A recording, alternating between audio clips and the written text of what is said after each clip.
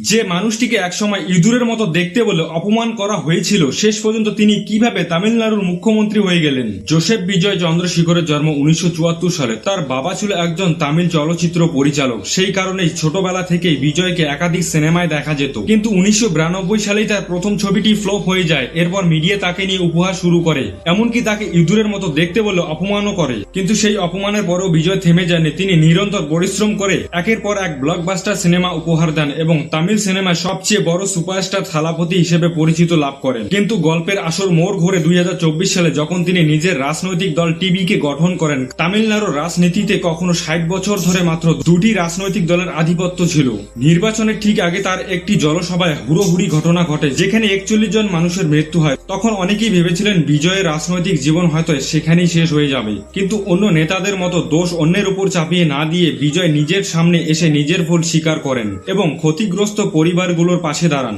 আর সেই কারণে সাধারণ মানুষ তার উপর বিশ্বাস রাখে এবং শেষ পর্যন্ত বিজয় তামিলনাড়ুর মুখ্যমন্ত্রী হন।